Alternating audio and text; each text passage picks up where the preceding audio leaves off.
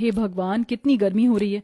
रोजाना पसीने में भीग जाती हूँ। दिन पर दिन गर्मी बढ़ती ही जा रही है।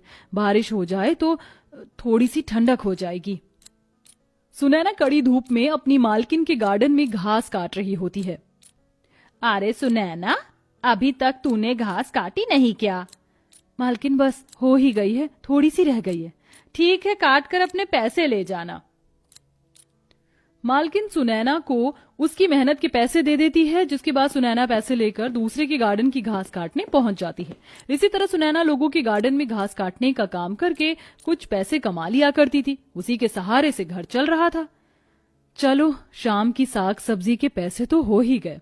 इधर सुनैना घर के लिए निकल जाती है। उधर सुनैना की सास सरस्वती गली गली मटके बेचते हुए घूम रही होती है। मटके ले लो मटके, मिट्टी के मटके ले लो मटके।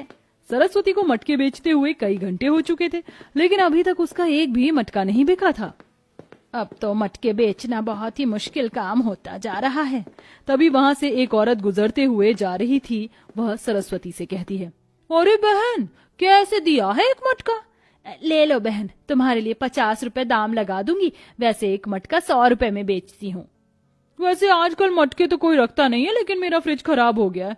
चलो मुझे एक मटका दे दो। वह औरत सरस्वती से एक मटका खरीद लेती है और उसे 50 रुपए दे देती है, जिसके बाद वो वहां से चली जाती है। चलो, भगवान की दुआ से सुबह से अभी तक बोनी बट्टा तो हुआ। इस तरह सरस्वती मटके बेचते हुए आगे निकल जाती है। देखते ही देखते शाम हो जाती है और वह वापस घर लौट आती है। हाय मेरी कमर, क्या बताऊं, सारा दिन यहाँ से वहां घूमती रही।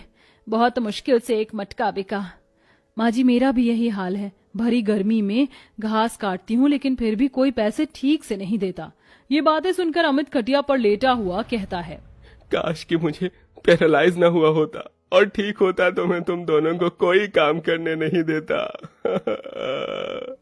अजी, हम हैं ना, जब तक आप ठीक नहीं हो जाते तब तक हम दोनों मिलकर घर को चला ही लेंगे। इधर परिवार अपने रोने ही रो रहा था, तो उधर सुनैना का बेटा ढोलू अपने दोस्तों के साथ आंगन में खेल रहा होता है।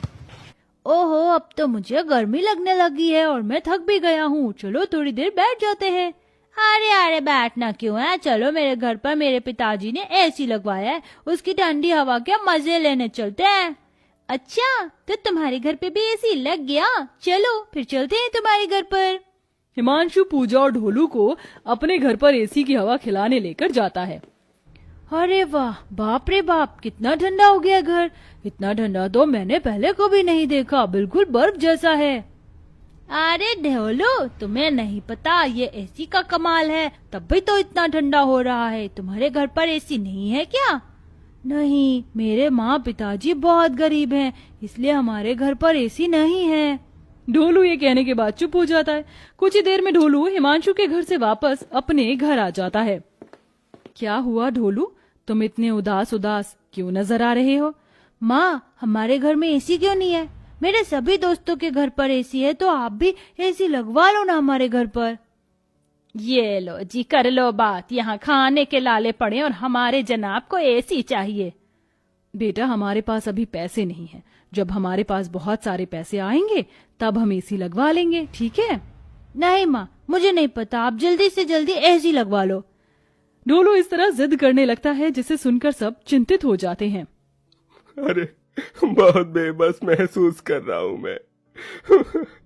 मैं इस वक्त और क्या बताऊं, इससे अच्छा तो मुझे मौत ही आ जाती। अजी, आप ये कैसी बातें कर रहे हो? ऐसी बात मत करो, सब कुछ ठीक हो जाएगा। एक तो सुनैना और सरस्वती का काम मंदा चल ही रहा था, अब तो कुछ दिनों से उनके काम में और भी ज्यादा परेशानियां आ गई थी। वहीं दूसरी तरफ घर में एक ही पंखा था जो खराब हो गया था। अब उसकी वजह से ढोलू की तबीयत भी खराब हो जाती है। डॉक्टर साहब, देखो ना, मेरे बेटे को क्या हो गया है? बहुत ढीला ढीला सा रहता है, इसके शरीर पर दाने भी हो रहे हैं। चेकअप करने के बाद डॉक्टर कहते हैं, आपके बेटे को गर्मी लग गई है, मैं कुछ दवाइयां लिख कर देता हूँ, ये आप इसे दे देना, और साथ में घर के अंदर जितना हो सके उतना टेम्परेचर ठंडा ही रखना। अगर इसे ठंडा टेम्परेचर नहीं मिलेगा तो इसकी तबीयत और भी ज्यादा बिगड़ सकती है। डॉक्टर के ये कहने पर जब सुनैना ढोलू को वापस घर लेकर आती है तो वह उसकी हवा करती रहती है। साथ में आस पड़ोस से बर्फ मांगकर वह बर्फ के कपड़े से उसके शरीर की ठंडी सिकाई भी करती है, लेकिन उसकी तबीयत में जरा भी फर्क नहीं आता। सुनैना बहू, तुम ढोलू का ख्याल रखो, मैं मटके बेचने जा रही हूँ। अगर हम दोनों ही घर में बैठ जाएंगे तो घर का खर्चा कैसे चलेगा। सरस्वती इतना कहकर मटके बेचने चली जाती है। सारा दिन सुनैना ढोलू की और अपने पति की देखरेख करती है। घर में अचानक से पानी भी खत्म हो जाता है। अरे ये क्या, पानी खत्म हो गया है। सुनिए, मैं अभी पानी लेकर आती हूँ। ठीक है। सुनैना इतना कहकर नदी किनारे पहुंच जाती है, जहां पर उसकी सास पहले से ही ठंडी घासों के ऊपर बैठी होती है। जमीन पर तो घास थी, साथ में बड़ी बड़ी घास भी उगी हुई थी। अरे बहू, तुम यहाँ? हाँ माँ जी, घर में पानी खत्म हो गया था, बस वही लेने आई हूँ। एक काम करती हूँ, आपके इस मटके में ही भर लेती हूँ पानी, मटके में पानी ठंडा रहेगा। सरस्वती के मटके में सुनैना पानी भरकर घासों पर ही बैठ जाती है। बहू, ये घास कितनी ठंडी है ना, और मेरा मटका भी कितना ठंडा रहता है। लेकिन लोगों को आजकल नई नई चीज आकर्षित करती है, जैसे कि फ्रिज, इसीलिए कोई मेरे मटके खरीदता ही नहीं। सही कहा माँ जी आपने। काश कि कुछ ऐसा होता जिस तरह ये घास और ये मटका ठंडा है, इस तरह हमारे पास कुछ ऐसा ही एसी जैसी ठंडी हवा देने वाला घास का मटका होता, फिर हमारा ढोलू भी ठंडी हवा में ठीक हो जाता। ये सुनते ही सुनैना को हंसी आ जाती है। आपका मतलब है कि घास का मटका एसी? ये क्या माँ जी, आप तो बिल्कुल ऐसी बातें कर रही हैं जो सिर्फ कहानियों में ही मुमकिन है। ऐसा कभी हो ही नहीं सकता। तभी उन्हें लंबी लंबी घास के अंदर से आवाज आती है। किसने कहा ऐसा नहीं हो सकता? मेरे होते हुए सब कुछ हो सकता है। ये देखो, अब मैं तुम्हारे मटके को कैसे घास का जादुई एसी मटका बना देती हूँ। जादुई घास सरस्वती के एक मटके को घास का जादुई मटका एसी बना देती है, जिसके आसपास बड़ा ही ठंडा लगता है। वो घास का मटका बहुत ठंडा था, एकदम एसी जैसा। ये देखकर दोनों सास बहू हैरान हो जाती हैं। ये सब कैसे हो सकता है? ये सब मेरी जादुई घास का कमाल है। मैंने तुम दोनों की बातें सुनी हैं। तुम्हारा बेटा बीमार है ना, इस जादुई घास के मटके एसी को उसके पास ले जाओ। इसकी ठंडक से तुम्हारा घर पूरा ठंडा हो जाएगा और तुम्हारा बेटा बिल्कुल ठीक हो जाएगा। ये सुनते ही सुनैना की आंखों में आंसू आ जाते हैं और वह रोते हुए जादुई घास से कहती है, तुम्हारा बहुत बहुत शुक्रिया। अगर तुम मेरी मदद न करती तो आज पता नहीं क्या होता। चलो माँ जी, अब घर चलते हैं, हमारा ढोलू भी हमारा इंतजार कर रहा होगा। इस तरह दोनों सास बहू वापस घर आ जाती हैं, जहाँ वह घर के अंदर जादुई एसी मटके को रख देती है। कुछ ही देर में पूरा घर बर्फ की तरह ठंडा हो जाता है। जैसे ही ढोलू को एसी की ठंडी हवा महसूस होती है, वह नींद से जाग जाता है। माँ, हमारा घर बर्फ की तरह ठंडा कैसे हो गया? ये तो इस जादुई घास के एसी मटके का कमाल है। सुनैना अपने पति और अपने बेटे को जादुई घास के मटके एसी के बारे में बताती है, जिसे सुनकर ढोलू और अमित दोनों खुश होते हैं। लेकिन सुनैना कहती है, चलो, इस एसी मटके ने हमारी भट्टी घर को ठंडा तो कर दिया और हमें गर्मी से छुटकारा दिला दिया, लेकिन हमारे पास अब कोई रोजगार नहीं है। ना तो माँ जी का कोई काम चल रहा है और ना ही मेरा। हम इस जादुई एसी मटके से अपना पेट तो नहीं भर सकते। तभी उस जादुई मटके के अंदर से बहुत सारे घास के बने हुए एसी मटके निकलकर प्रकट होते हैं।